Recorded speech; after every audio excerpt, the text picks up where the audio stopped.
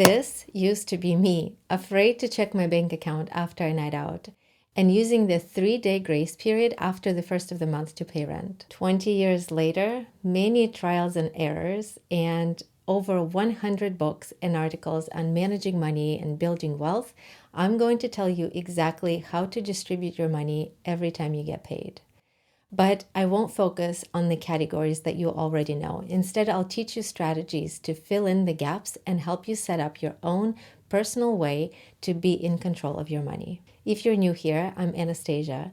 Over the past decade, I've been leading complex projects and managing multi-million-dollar budgets. And I started this channel to focus on making personal finance easy for everyone. Let's get right into it. First is your survival costs. Many people will disagree and say that you have to pay yourself first before paying your bills. But in my opinion, your physical safety, such as roof over your head, running water, a way to get to and from work, is what comes first. So let's pay your bills first. This category is called survival costs because that's what they truly are. There are no luxuries here. Write all of these down. This sounds like a super simple step, but for most people, this is actually the hardest step. I had a yoga instructor who always started the class with saying, "Congratulations, the hardest part is done. You showed up." For many of you, knowing your numbers is the hardest part in getting to be in control of your money. And I get it. But once you know your numbers, you can actually see what changes are needed and only go up from here. This category should be about 50% of your take-home pay. If these add up to more than 50, see if you can swap some things to reduce the cost. If you're driving a BMW and that's as much as your rent payment, maybe it's time to rethink that. Or if you work out at a gym where membership costs $150 and you can go to Planet Fitness across the street for $15 a month, maybe it's time to rethink that as well. Now that your bills are paid, let's look at the second category, your future. When we think of retirement in a traditional way, this means we work for corporate America during the best years of our life. And when we get old and sick, we retire, and that's our time to start enjoying life. I've read and listened to many thought leaders who challenged the traditional way of thinking. Why should you wait until 65 to live life on your own terms? Why should you stop working at 65 if you enjoy what you do? One of these thought leaders is Tim Ferriss. In his book, 4-Hour Workweek, he redefines traditional idea of retirement. Instead of thinking of retirement as deferred life where you get to relax and have freedom after 65, he introduces a concept of a lifestyle design. A better life, according to Ferriss, is one where you get to define what freedom looks like to you. And this can be time freedom, location freedom, or both. You create passive income streams that allow you to have financial stability without having to work full-time. You eliminate unnecessary tasks. Ferriss uses the principle of the 80-20 rule, or the Pareto principle, to focus on the few tasks that contribute the most value and eliminate the rest. You take breaks and challenge assumptions about work, success, and fulfillment. Many of us do get to do all of the above to some degree with the employer we have by means of having flexible schedules and work locations, taking time off, and creating passive income with investing. And many would like to take their own route by accelerating the point at which you reach financial independence so you can truly start to live life on your own terms. Your personal goal will drive the amount of money you want to invest. If you are just figuring out your finances, invest the minimum you need to get an employer match. If you don't do that, you are just leaving free money on the table. Next category is your emergency fund. This is all of your survival costs times 3 to 6 months. I know that some of you will feel like it's a waste, especially if you have a secure job. This money would just be sitting there, and that's true. On the other hand, this number might feel quite daunting because according to this recent report, 59% of Americans are not able to cover a $1,000 emergency expense. So entertain me here while I consider the process. Let's say your monthly living costs are $4,000 and your emergency fund goal will be $12,000. First thing to do to save $12,000 is to make a plan on how to get there. To me, a plan is always associated with a date. So let's make it a goal to have a $12,000 emergency fund in 1 year. This would be 12 months, and you'd need to save $1,000 a month. Next, you'll have to figure out where that $1,000 will come from. Are you going to be cutting costs, or are you going to be looking for a way to make more money, or will you do both? Whichever option you choose, it's not going to be easy. But 12 months from now, you will have learned either how to prioritize and live on less, or a new skill and a new way to manage your time if you decided to take on a side hustle to make more money. And that is on top of you now having that extra $12,000 in the bank.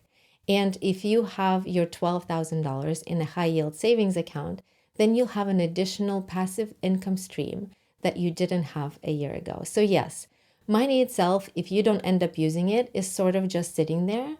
But the journey to get to that point have taught you quite a bit, and that alone is worth going after. Next category is debt payments. Some of your debt payments are part of your survival costs, like your student loans, your mortgage, your car payment, anything with a set interest rate under 8%, a set payment, and a set timeline. This category is for debt above 9-10%, like credit card debt. A lot of people will say that you should pay your debt first before worrying about your emergency fund, and I tend to disagree. Here's an example why. Let's say you have no savings and you are doing a good job paying off your $5,000 of debt, and then your car breaks down and a repair costs you $2,000. If you don't have an emergency fund, you'll just put that $2,000 on your credit card, getting further into debt with a snowballing interest rate of 25 to 30%. On the other hand, if you have an emergency fund, you can pay cash for your repair and continue with the debt payments. This is why I say get your emergency fund first. And if it makes you feel better, you can have a light version where you have 3 months saved off, then pay off your debt, and then save another 3 months of survival costs. Most Americans have credit card debt. Average American household has almost $9,000 of credit card debt. Some have debt that's higher and some have debt that's lower. So if you're in that range of just generally having credit card debt, you are part of most people. Average credit card interest rate is above 25%. So think of making debt payments is having guaranteed 25% return on your money. You may feel a certain way about the circumstances that led you to get in debt in the first place. And once you're able to separate the emotion from the number, you can make a decision to deal with one or both of these things. When it comes to taking care of the debt number, here's how you can do that. After writing down all of your debt, and this is usually the hardest part, make a timeline and calculate your payment. Let's say you have $10,000 in debt and you want to be debt-free by end of 2025. That would be 11 months from now. So your payment would be $900 a month or $200 a week. You can distribute that amount between multiple credit cards the way that's easiest for you, like sending the same amount to each or paying off smaller debts first and then focusing on the rest. My tip here is not to worry too much about the details, like paying higher interest first, but making it automated and sustainable so that you can stay on track without having to make a decision to make a payment every month. Target for about 10% of your take-home pay. Next category is savings and investments. You can make this as specific or as loose as you want. There are two types of people in the world, ones who tolerate ambiguity well and those that don't and need every detail clarified. Personal finance is very personal and you can choose how you like to deal with your savings. For example, let's say you are a detail-oriented person and you want to go on vacation. You will go and look up plane tickets, hotel, car, research how much cash you need to bring to come up with an amount, and that will be the cost of your next vacation. You'll know exactly where you're going and when you're going. You can then take that number and divide it by the number of months between now and your next trip, and that gives you the number you need to save on a monthly basis to cover your vacation. There is another group of people, myself included, who just kind of plan without a plan. For example, I might look at how much we spent on vacations in the past and see that it ranges between $5,000 and $8,000.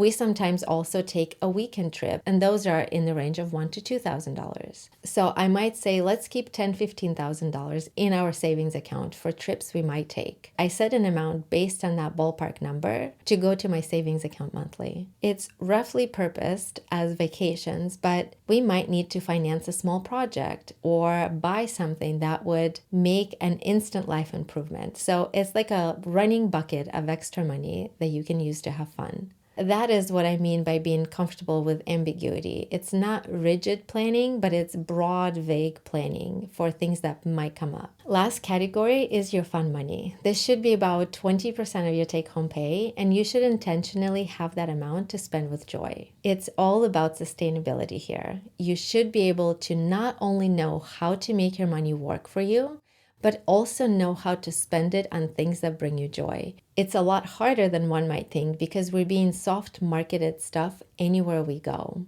Joyful spending looks different to everybody, so pick what matters to you and say yes to spending money on that, and say no to spending money on other things that people are trying to get you to buy.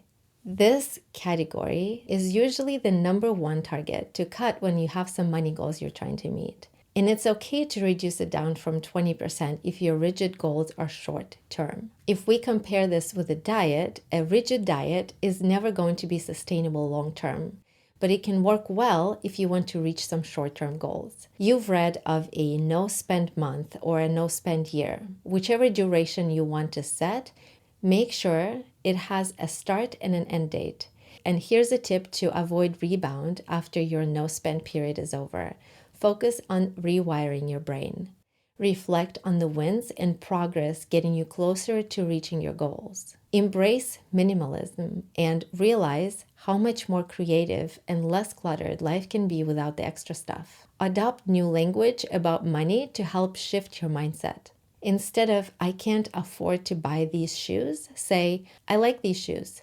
Let me think if I like them enough to work them into my budget over the next couple of months. Instead of saying, I can't go out to dinner, say, let's see if we can spend time together over a cup of coffee or go for a walk instead. This wraps it up. If you want my simple money plan template, I linked it in the description. Thank you so much for watching. I'll see you in the next video.